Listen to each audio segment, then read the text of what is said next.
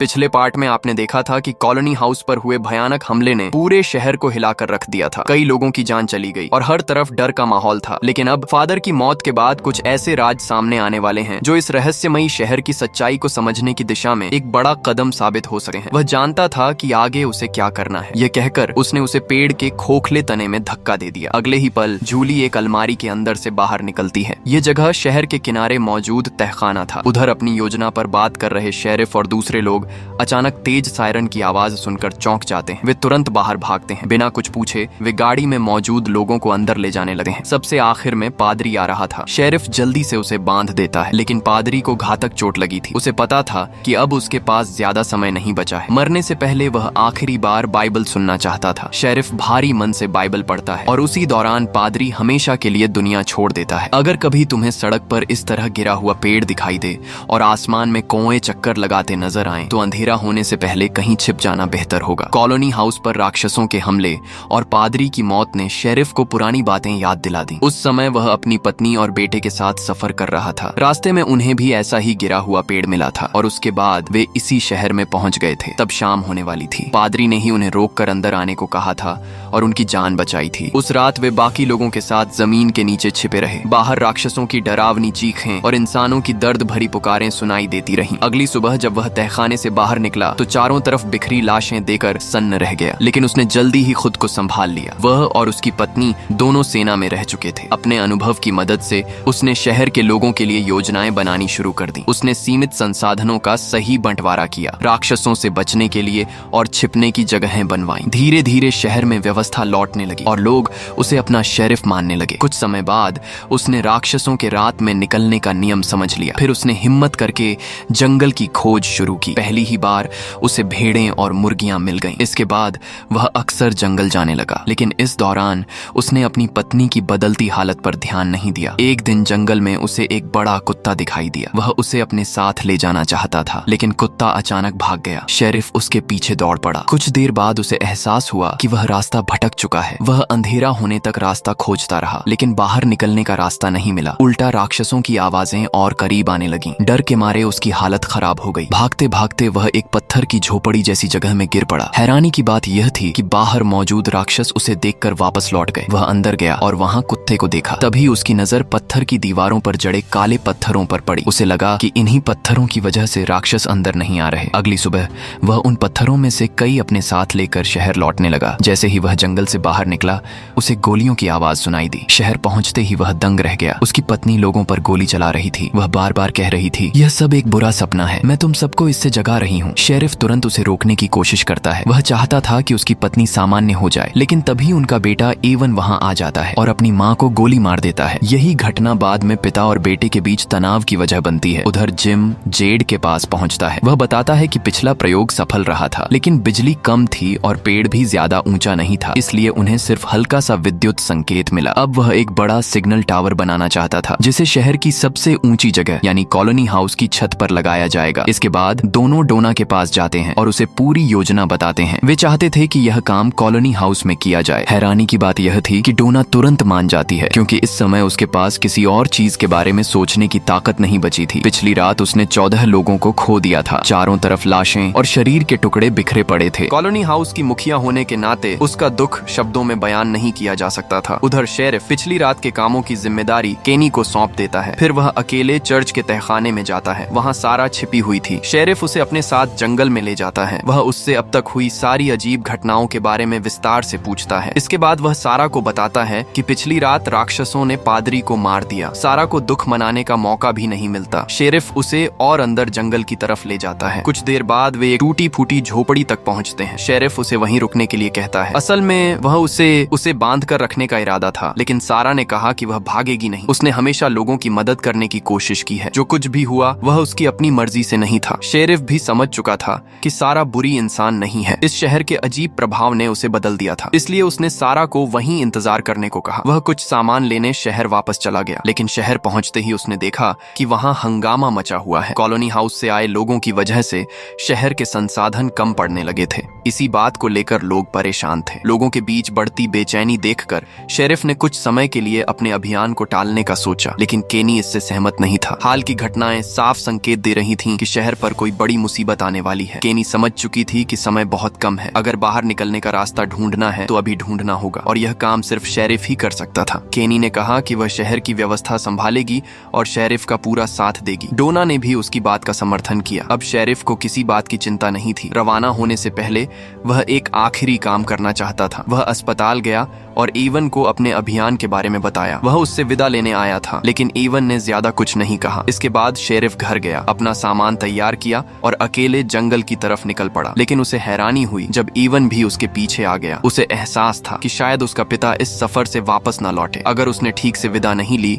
तो उसे जिंदगी भर पछतावा रहेगा। यहीं पर पिता और बेटे के बीच की दूरियां खत्म हो जाती हैं। तभी अचानक सारा झोपड़ी से बाहर आ जाती है। एवन उससे सवाल करना चाहता था, लेकिन शेरिफ ने उससे कहा कि वह उस पर भरोसा करे। वापस लौटने के बाद वह सारी बात समझा देगा। उसने एवन को यह बात किसी से न बताने को भी कहा। आखिरकार एवन ने उसकी बात मान ली। उधर शहर में जिम और डोना ने मिलकर सिग्नल टावर की योजना लोगों के सामने रखी। अब शहर में बाहर निकलने की दो योजनाएं एक साथ चल रही थीं। एक तरफ सिग्नल टावर बनाया जा रहा था, दूसरी तरफ शेरिफ और सारा जंगल में रास्ता खोजने निकल पड़े थे। उन्हें उम्मीद थी कि जंगल की गहराइयों में बाहर निकलने का कोई रास्ता मिल सकता है। वे उस पत्थर की झोपड़ी तक पहुंचे जहां शेरिफ को काले पत्थर मिले थे। यह अब तक उसकी खोजी गई सबसे दूर की जगह थी। उन्होंने रात वहीं बिताने का फैसला किया। उधर टैबी बिजली के तारों का पीछा करते करते काफी गहराई तक खुदाई कर चुकी थी। एक दिन सीढ़ियां चढ़ते समय उसे अजीब सा भ्रम होने लगा। उसे लगा जैसे वह किसी ऊंचे टावर के अंदर चल रही हो। तभी बाहर से जहाज के सायरन जैसी आवाज सुनाई दी। फिर टावर के अंदर बच्चे के रोने की आवाज गूंजने लगी। टैबी घबरा गई, लेकिन अगले ही पल उसे एहसास हुआ कि यह सिर्फ भ्रम था। उधर कॉलोनी हाउस में जिम की सिग्नल टावर योजना धीरे धीरे आगे बढ़ रही थी। रात बिताने के बाद शेरिफ और सारा ने फिर से अपनी यात्रा शुरू की। शेरिफ रास्ते भर निशान बनाता जा रहा था ताकि वापस लौटने में परेशानी न हो। जैसे जैसे वे शहर से दूर जाते गए, सारा और ज्यादा बेचैन होती गई। उसने शेरिफ से पूछा कि उसने उसे लोहे की कोठरी में बंद क्यों नहीं किया, लेकिन शेरिफ ने कोई जवाब नहीं दिया। इसके बजाय उसने सारा की हथकड़ी खोल दी। उधर जिम के घर में ईथन, जूली और बाकी लोग विक्टर की ड्राइंग्स देख रहे थे। जूली के पेड़ के खोखले रास्ते से गुजरने के बाद से विक्टर गायब था। छोटे ईथन ने अपनी राय रखी। उसने कहा कि इन सभी चित्रों को जोड़ने पर एक कहानी बनती है। अगर वे उस कहानी को समझ लें तो उन्हें पता चल जाएगा कि आगे क्या करना है। यह कहकर उसने मकड़ी वाली एक तस्वीर उठा ली। दूसरी तरफ जिम की योजना मुश्किल में फंस गई। उन्होंने जो बैटरियां इकट्ठी की थीं, उनमें से ज्यादातर पुरानी और खराब थीं। इतनी बिजली सिग्नल टावर को ज्यादा देर तक नहीं चला सकती थी। शहर के घरों में बिजली तो थी, लेकिन सॉकेट नकली थे और तार कहीं जुड़े ही नहीं थे। तभी जेड को विक्टर की याद आई। उसे लगा कि शायद विक्टर उन रहस्यमयी चिन्हों का मतलब जानता हो, लेकिन विक्टर इस समय गायब था। जिम को अब भी लगता था कि जेड ने जो कुछ देखा है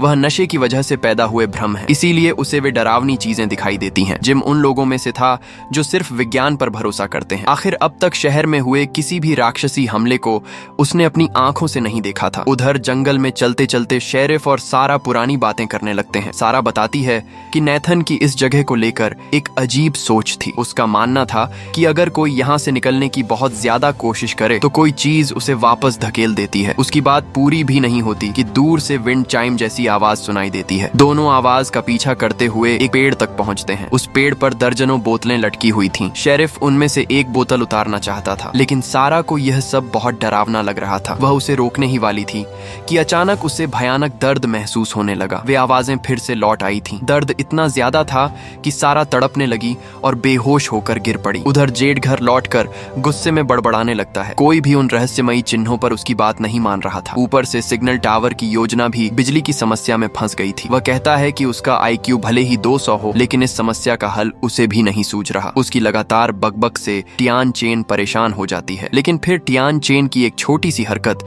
अचानक जेड के दिमाग की बत्ती जला देती है। रात हो जाती है। जंगल में एक तंबू लगा हुआ था। सारा गहरी सांस लेते हुए होश में आती है। इस दौरान शेरिफ एक बोतल नीचे उतार चुका था। बोतल के अंदर सिर्फ एक पीला कागज था। उस पर बार बार एक ही संख्या लिखी हुई थी, 1864। सारा का मानना था कि उन्हें वापस लौट जाना चाहिए, क्योंकि इस बार जो आवाज उसने सुनी थी वह पहले जैसी नहीं थी। वह एक औरत की आवाज थी और वह चीख रही थी। वह बार बार कह रही थी कि उससे गलती हो गई। शेरिफ और सारा को यहाँ नहीं आना चाहिए था, क्योंकि बाहर ऐसी चीजें मौजूद हैं जो राक्षसों से भी ज्यादा डरावनी है। फिर वह औरत लगातार एक ही बात दोहराने लगी, मिस्टर फिश एंड लोव्स को बता देना, मुझसे गलती हो गई। ये सुनते ही शेरिफ के रोंगटे खड़े हो जाते हैं, क्योंकि मिस्टर फिश एंड लोव्स उसका पुराना उपनाम था और यह बात सिर्फ उसकी मर चुकी पत्नी ही जानती थी। सारा कुछ पूछ पाती पहुंचती उससे पहले ही तंबू के बाहर टहनियां टूटने की आवाज आने लगती है। ऐसा लग रहा था जैसे कोई चीज पूरे तंबू को घसीट रही हो। उधर शहर में ईथन विक्टर की तस्वीरों से बनी कहानी समझाने की कोशिश कर रहा था। वहीं गड्ढे में खुदाई कर रही डेबी को किसी सख्त चीज से टक्कर महसूस होती है। काफी देर तक घसीटे जाने के बाद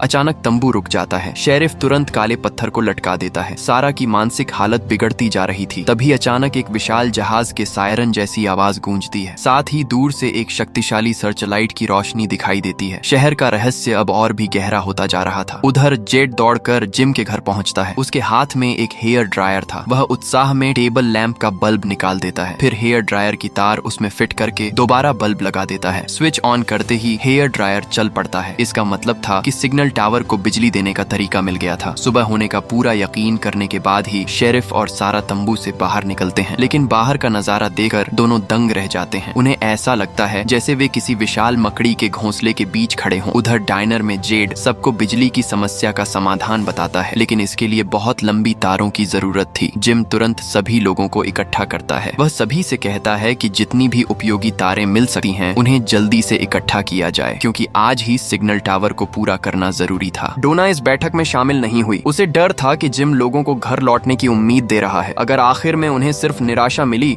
तो लोग पहले से भी ज्यादा टूट जाएंगे। डोना की बात में दम था। शहर के ज्यादातर लोग अब उम्मीद से भरे हुए थे। उन्हें लगने लगा था कि शायद वे जल्द ही यहाँ से निकल जाएंगे। उधर केनी ने हिम्मत जुटाकर क्रिस्टी से अपने दिल की बात कह दी, लेकिन उसे सिर्फ दोस्ती वाला जवाब मिला। क्रिस्टी ने मना करते हुए कहा कि उसकी पहले से मंगनी हो चुकी है। वहीं इवन ने फातिमा को शादी के लिए प्रपोज कर दिया। वह यहाँ से निकलने से पहले अपने रिश्ते को एक नया नाम देना चाहता था। दूसरी तरफ शेरिफ और सारा अभी भी मकड़ी के जालों के बीच रास्ता खोज रहे थे, लेकिन अब वे पूरी तरह भटक चुके थे। शेरिफ का कहना था कि उन्हें आगे बढ़ते रहना चाहिए, जबकि सारा वापस शहर लौटना चाहती थी। बहस के दौरान फिर पिछली रात सुनी गई आवाज का जिक्र होता है। जब सारा ने मिस्टर फिश एंड लव्स के बारे में पूछा तो शेरिफ सच बता देता है। वह बताता है कि यह उसका पुराना उपनाम था और इसके बारे में सिर्फ दो लोग जानते थे, एक इवन और दूसरी उसकी मर चुकी पत्नी। इतना कहते ही उसके पीछे से एक औरत की आवाज सुनाई देती है, लेकिन वह आवाज सिर्फ शेरिफ को ही सुनाई देती है। सारा हैरानी से उसे देखती रह जाती है। शेरिफ उस आवाज का पीछा करते हुए एक विशाल पुराने पेड़ तक पहुंचता है। फिर वह उसके अंदर चला जाता है। अंदर जाकर वह जो देखता है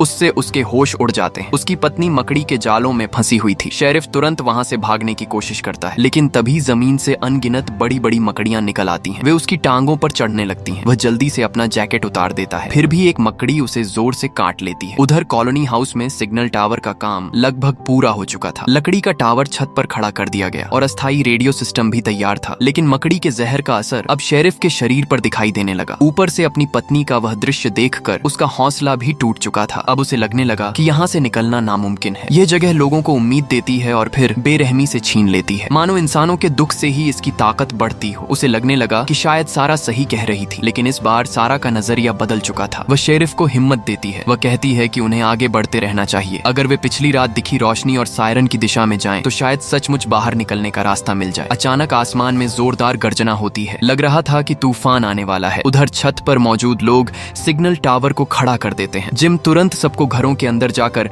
लैंप जलाने के लिए कहता है। फिर वह धातु का टुकड़ा तांबे की कुंडली से छुआता है। अगले ही पल रेडियो से बिजली की आवाज आने लगती है। अब उन्हें सिर्फ सही फ्रीक्वेंसी ढूंढनी थी। अगर सही चैनल मिल जाता तो वे बाहरी दुनिया से संपर्क कर सकते थे। लेकिन खुशी ज्यादा देर नहीं टिकती। जेड दूर आसमान में तेजी से बढ़ते काले बादलों को देख लेता है। उधर जंगल में शेरिफ के शरीर में मकड़ी का जहर फैल चुका था। वह इतना कमजोर हो गया कि आगे चलना मुश्किल हो गया। वह कुछ देर आराम करना चाहता था, लेकिन सारा आसमान की तरफ देखकर कहती है कि अब रुकना नहीं चाहिए, उन्हें आगे बढ़ते रहना होगा। तभी फिर से सायरन की आवाज सुनाई देती है। इससे उन्हें यकीन हो जाता है कि वे सही दिशा में जा रहे हैं। कुछ ही देर में मूसलाधार बारिश शुरू हो जाती है। जब दोनों सामने की छोटी पहाड़ी पार करते हैं तो एक अविश्वसनीय दृश्य उनके सामने आता है। जंगल के बीचों बीच एक ऊंचा टावर खड़ा था। उस पर तेज सर्चलाइट चल रही थी और समय समय पर उसी से विशाल सायरन की आवाज आ रही थी। उधर जिम तूफान आने से पहले सही सिग्नल फ्रीक्वेंसी खोजने की पूरी कोशिश कर रहा था। डोना उसे जल्दी से सामान समेटकर अंदर आने को कहती है। तभी तेज बारिश शुरू हो जाती है। मजबूर होकर जिम को अपना काम रोकना पड़ता है। वह जल्दी जल्दी सामान समेटने लगा है और तभी जिम इतना उत्साहित हो गया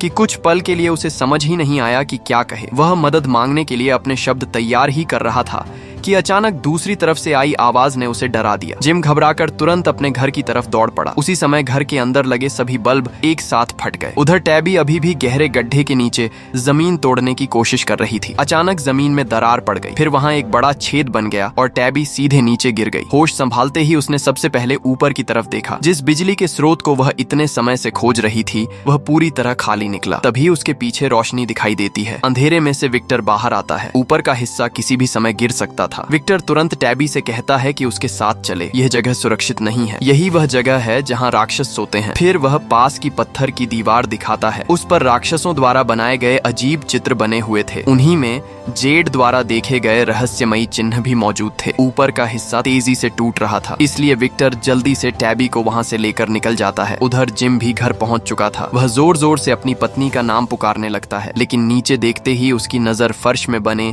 एक विशाल गड्ढे पर पड़ती है। दूसरी तरफ मूसलाधार बारिश में शेरिफ का शरीर जवाब देने लगा था। उसकी हालत इतनी खराब हो चुकी थी कि अब वह आगे नहीं चल सकता था। वह चाहता था कि सारा अकेले आगे बढ़े और यह खबर शहर तक पहुंचाए, लेकिन सारा उसे छोड़ने को तैयार नहीं थी। तभी अचानक एक बच्चे की आवाज सुनाई देती है। न जाने क्यों सारा तुरंत सफेद कपड़े वाले लड़के की बात पर भरोसा कर लेती है। वह शेरिफ को सहारा देकर पेड़ के खोखले तने की तरफ ले जाने लगती है। फिर शेरिफ की हैरानी के बीच वह काला पत्थर उसे दे देती है और कहती है कि वह उसके पीछे आएगी। अगले ही पल शेरिफ खुद को एक अजीब जगह पर पाता है। वह लाइटर जलाता है और देखता है कि वह एक सूखे कुएं के अंदर फंसा हुआ है। उधर शहर में डाइनर के अंदर रखा ज्यूक बॉक्स फिर अपने आप बजने लगता है। डरावने गीतों के बीच बाहर एक बस आकर रुकती है। एक बार फिर नए लोग इस अभिशप्त शहर में पहुंच चुके थे। यहीं पर पहले सीजन का अंत होता है। तूफानी बारिश के बीच इस डरावने शहर में नए लोगों का आगमन होता है, लेकिन बस में मौजूद एक लड़का बाकी लोगों से अलग था। ऐसा लग रहा था कि उसे पहले ही एहसास हो गया है कि वे किसी अजीब दुनिया में प्रवेश कर चुके हैं। वह घबरा कर ड्राइवर से बस रोकने के लिए चिल्लाने लगता है। उसका कहना था कि आगे कुछ बहुत भयानक होने वाला है। एक बदतमीज यात्री उसे रोकने की कोशिश करता है, लेकिन तभी लड़के को उल्टी आ जाती है और वह पूरी उल्टी उसी आदमी पर कर देता है। आखिरकार बस एक अजीब हंगामे के बीच रुक जाती है। उधर पहाड़ी पर मौजूद कॉलोनी हाउस में जेड नुकसान का जायजा ले रहा था। तभी उसकी नजर नीचे खड़ी बस पर पड़ती है। उसे तुरंत कुछ गलत होने का एहसास होता है। वह भागकर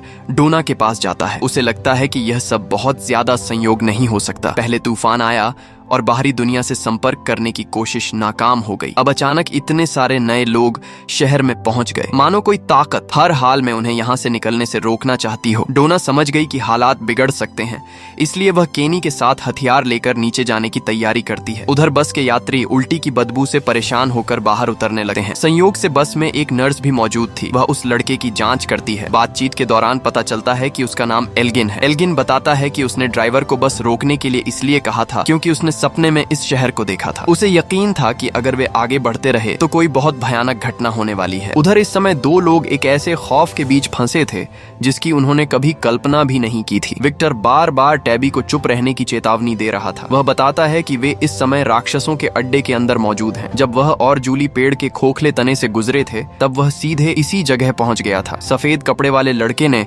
उसे यहीं रुककर टैबी का इंतजार करने के लिए कहा था, मानो उसे भविष्य की हर बात पहले से पता हो। लेकिन इस समय टैबी का दिमाग इतना उलझा हुआ था कि वह इन बातों के बारे में सोच भी नहीं पा रही थी। अचानक उसकी नजर अपने पैरों के पास रखे एक बक्से पर पड़ती है। बक्सा खोलने पर अंदर एक सफेद रंग की ड्रेस दिखाई देती है। वह किसी बैले डांसर की पोशाक जैसी लग रही थी। उधर अपने माता पिता की चिंता में परेशान जूली सबसे पहले शहर पहुंचती है। उसे नए आए लोगों से कोई मतलब नहीं था। वह सीधे अपने घर की तरफ दौड़ पड़ती है। घर के अंदर बने विशाल गड्ढे को देखकर उसके होश उड़ जाते हैं। जिम उसे तुरंत बाहर जाकर मदद लाने के लिए कहता है। जब लोगों को जूली के घर का हाल पता चलता है तो कुबो सुझाव देता है कि बस में आए लोगों को भी मदद के लिए बुलाया जाए। इसी दौरान डोना की टीम भी वहां पहुंच जाती है। केनी सबसे पहले नए लोगों को डाइनर में सुरक्षित रखने की तैयारी करने लगता है। जिम देखता है कि मदद के लिए ज्यादा लोग नहीं आए हैं, लेकिन इस समय उसकी सबसे बड़ी प्राथमिकता टैबी को बचाना थी, क्योंकि उसकी पत्नी इस समय किसी नरक जैसी जगह में फंसी हुई थी। उधर टैबी आगे जमीन पर चूहों को कुछ खाते हुए देखती है। यह दृश्य देखकर उसके कदम रुक जाते हैं, लेकिन विक्टर उसका हाथ कसकर पकड़ लेता है। वह दोबारा चेतावनी देता है कि उन्हें हर हाल में चुप चुप रहना होगा। उन्हें राक्षसों के जागने से पहले यहाँ से निकलना है, क्योंकि अगर अंधेरा हो गया तो वे दोनों जिंदा नहीं बचेंगे। मजबूर होकर टैबी आगे बढ़ती रहती है, लेकिन दोनों को इस बात का बिल्कुल एहसास नहीं था कि उनके पीछे एक राक्षस सो रहा था। दूसरी तरफ सूखे कुएं में फंसा शेरिफ बाहर निकलने की हर संभव कोशिश कर चुका था, लेकिन उसे कोई रास्ता नहीं मिल रहा था। जब वह लगभग हार मान चुका था,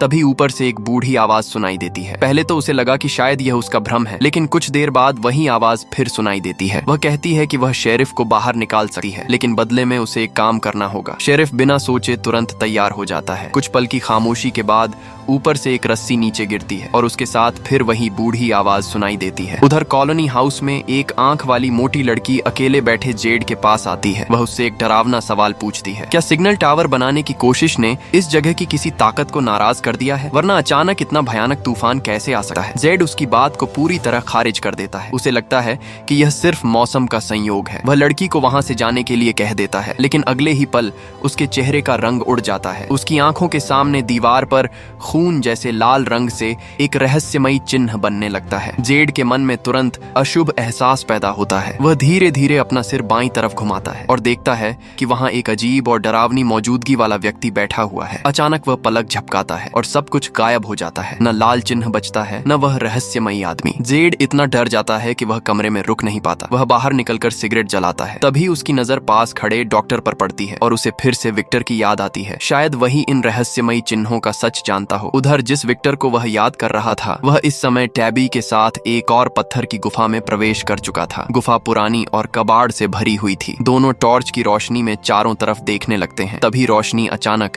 एक सोए हुए राक्षस पर पड़ती है। टैबी डर के मारे लगभग चीख पड़ती है, लेकिन विक्टर तुरंत उसे शांत रहने का इशारा करता है। फिर वह आसपास की जगह को ध्यान से देखने लगता है। अचानक उसकी नजर एक जगह टिक जाती है और उसके चेहरे पर खौफ साफ दिखाई देने लगता है। वहाँ एक गुड़िया रखी हुई थी, सिर्फ एक साधारण गुड़िया, लेकिन उसे देखते ही विक्टर बुरी तरह डर जाता है। उसके हाथ से टॉर्च छूट जाती है। विक्टर टॉर्च छोड़कर वहां से भाग खड़ा हुआ। पीछे सिर्फ डरी हुई टैबी रह गई। वह अपने डर पर काबू करती है, फिर जमीन पर पड़ी टॉर्च उठाकर विक्टर के पीछे चल पड़ती है। कुछ दूर जाकर एक मोड़ पर उसे विक्टर दिखाई देता है। विक्टर की हालत ऐसी थी जैसे डर ने उसके होश ही छीन लिए हों। उसके दिमाग पर भय पूरी तरह हावी हो चुका था, यहाँ तक कि वह सफेद कपड़े वाले लड़के द्वारा बताया गया सही रास्ता भी भूल चुका था। इस समय वह किसी डरे हुए बच्चे से ज्यादा कुछ नहीं था। यहीं पर दोनों की भूमिकाएं बदल जाती हैं। अब खुद डरी हुई टैबी विक्टर को संभालने लगती है। वह उसे हिम्मत देती है और आगे बढ़ने के लिए कहती है। उधर बस में आया लड़का एल्गिन अब मोशन सिकनेस से ठीक हो चुका था, लेकिन जैसे ही वह बस से नीचे उतरता है, अचानक उसका शरीर कांपने लगता है। उसे तेज झटके आने लगते हैं। यह नजारा बिल्कुल वैसा ही था जैसा पहले सारा के साथ हुआ था। क्या एल्गिन भी इस शहर का दूसरा महत्वपूर्ण व्यक्ति बनने वाला है? दूसरी तरफ जिम अभी भी घर के अंदर गड्ढे में फंसे लोगों तक पहुंचने की कोशिश कर रहा था। वह मलबा हटाते हुए नीचे की तरफ बढ़ रहा था, लेकिन जैसे ही वह नीचे वाले हिस्से तक पहुंचने वाला था,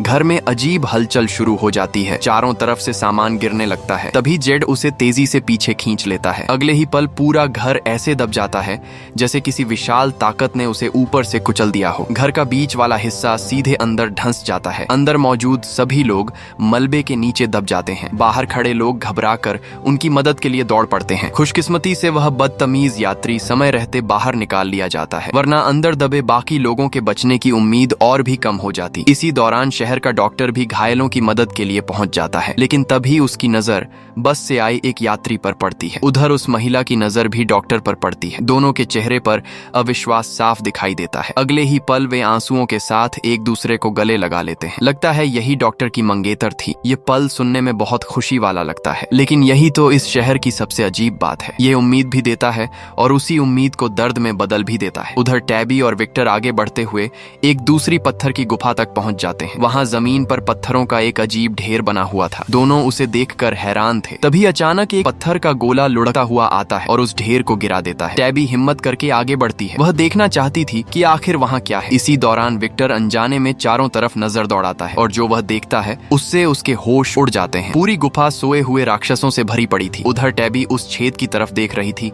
जहाँ से पत्थर का गोला बाहर आया था। उसे लगा जैसे उसने वहाँ कुछ देखा हो, लेकिन पलक झपकते ही वह चीज गायब हो जाती है। विक्टर तुरंत उसका हाथ पकड़ लेता है। वह घबरा कर कहता है कि उन्हें अभी इसी वक्त यहाँ से निकलना होगा, लेकिन उनकी हड़बड़ाहट में निकली आवाजें सोए हुए राक्षसों तक पहुंच जाती हैं। धीरे धीरे वे राक्षस जागने लगते हैं और फिर दोनों की तरफ बढ़ना शुरू कर देते हैं। डर के कारण विक्टर का दिमाग लगभग सुन्न पड़ चुका था। खुशकिस्मती से टैबी समय रहते उसे वहां से खींच ले जाती है। लगता था कि पत्थरों का वह ढेर गिरने से एक नया रास्ता खुल गया था। दोनों उसी रास्ते से निकलकर टपकते पानी वाली एक सुरंग से बाहर आ जाते हैं, लेकिन उनका खतरा अभी खत्म नहीं हुआ था, क्योंकि रात होने में ज्यादा समय नहीं बचा था। उधर शहर में नए आए लोग मलबे में दबे लोगों को बचाने की पूरी कोशिश कर रहे थे, लेकिन जिम और बाकी लोग बहुत गहराई में दबे हुए थे। उन्हें तुरंत बाहर निकालना लगभग नामुमकिन था। तब डोना एक योजना सुझाती है। वह कहती है कि फिलहाल पूरे हिस्से को ढक दिया जाए, ताकि अंदर फंसे लोग रात भर छिपे रह सकें। अगर वे सुबह तक जिंदा रहे तो उन्हें बचाया जा सकता है। लेकिन मुसीबतें यहीं खत्म नहीं होती। बस का ड्राइवर अचानक यात्रियों को वापस बस में बैठाकर यहाँ से निकलने की तैयारी करने लगता है। डोना तुरंत उसे रोकने पहुंचती है। वह सभी लोगों को इस शहर की सच्चाई बताने की कोशिश करती है। वह समझाती है कि रात होने के बाद यहाँ क्या क्या होता है, लेकिन लगभग कोई भी उसकी बात पर विश्वास नहीं करता। सबको लगता है कि वह बकवास कर रही है। सिर्फ एल्गिन नाम का लड़का ही उसकी बातों को सच मानता है। देखते ही देखते दोनों पक्षों के बीच बहस शुरू हो जाती है। हालात तेजी से बिगड़ने लगते हैं। समय बहुत कम था। आखिरकार मजबूर होकर डोना अपनी शॉटगन निकालती है और बस के दरवाजे पर गोली चला देती है। गोली की आवाज से वहां मौजूद सभी लोग डर जाते हैं। गोली चलने के बाद कई लोग डरकर शहर के अलग अलग हिस्सों की तरफ भागने लगे। फातिमा तुरंत उन लोगों के पीछे दौड़ पड़ती है। वह किसी भी कीमत पर उन्हें अंधेरा होने से पहले सुरक्षित जगह तक पहुंचाना चाहती थी, लेकिन हालात एक बार फिर नियंत्रण से बाहर होते दिखाई दे रहे थे। मजबूर होकर केनी भी अपनी बंदूक निकाल लेता है। वह लोगों को चेतावनी देता है और बाकी बचे यात्रियों को डायनर के अंदर जाने पर मजबूर कर देता है। सूरज डूबने से पहले जूली और बाकी लोगों ने टूटे हुए घर के चारों तरफ अस्थायी सुरक्षा ढांचा बना दिया। जिम अपनी बेटी को दिलासा देता है। वह कहता है कि अभी उम्मीद खत्म नहीं हुई है, नीचे कोई खाली जगह हो सकती है और टैबी अब भी जिंदा हो सकती है। उधर दूसरी तरफ पता नहीं किस जगह फंसा हुआ शेरिफ आखिरकार रस्सी के सहारे ऊपर चढ़ आता है। वह जमीन पर गिरकर जोर जोर से सांस लेने लगता है, लेकिन उसे संभलने का मौका भी नहीं मिलता। अचानक उसे किसी की आवाज सुनाई देती है। शेरिफ तुरंत अपनी कमर से पिस्तौल निकाल लेता है। जब वह आवाज की दिशा में देखता है तो सामने का नजारा देखकर सन्न रह जाता है। सामने की दीवार से एक बेहद दुबला पतला बूढ़ा आदमी जंजीरों से बंधा हुआ था। ऐसा लग रहा था मानो वह सदियों से वहीं कैद हो। लेकिन सबसे हैरान करने वाली बात यह थी कि उसे देखते ही बूढ़ा आदमी शेरिफ से कहता है कि उसे मार डाले। उसके सीने पर किसी भयानक यातना के निशान थे। उसके मुंह से लगातार खून बह रहा था। दर्द इतना ज्यादा था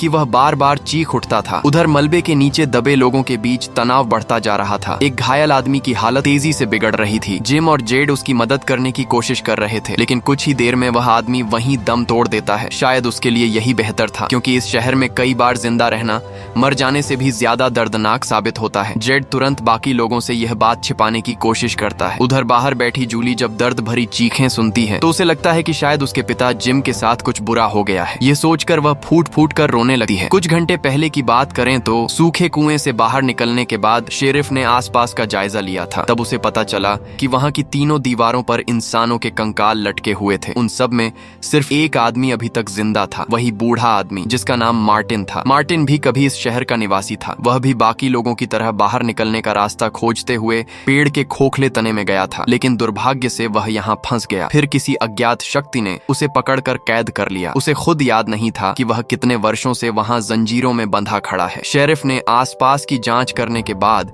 उसे आजाद कराने का फैसला किया, लेकिन मार्टिन बार बार उसे वहाँ से भाग जाने के लिए कहता रहा। वह लगातार बड़बड़ा रहा था कि वे लोग वापस आने वाले हैं। शेरिफ का स्वभाव हमेशा से दयालु रहा था। वह किसी को इस हालत में छोड़कर नहीं जा सकता था, लेकिन मार्टिन की सिर्फ एक ही इच्छा थी, मौत। उधर डायनर के अंदर लोगों का शोर और हंगामा बढ़ता जा रहा था। मजबूर होकर डोना को एक बार फिर बंदूक का सहारा लेना पड़ता है। इसके बाद वह सभी को समझाने लगती है कि इस शहर की असली शुरुआत कैसे होती है। सब कुछ सड़क पर गिरे हुए उस पेड़ से शुरू होता है। जाहिर है बस में आया बदतमीज आदमी इन बातों पर बिल्कुल विश्वास नहीं करता, लेकिन उसी समय बाहर अंधेरे में दो लोग अपनी जान बचाने के लिए भाग रहे थे। राक्षसों की डरावनी चीखें लगातार उनके पीछे गूंज रही थीं। विक्टर टैबी को अपने गुप्त ठिकाने पर ले आता है, लेकिन यहाँ एक बड़ी समस्या थी। इस जगह कोई काला पत्थर मौजूद नहीं था। अगर राक्षसों ने उन्हें ढूंढ लिया तो उनका बचना नामुमकिन था। उधर मलबे के नीचे फंसे जिम और बाकी लोग भी लगभग उसी स्थिति में थे। फर्क सिर्फ इतना था कि वे हिल भी नहीं सकते थे। वे ऐसे शिकार बन चुके थे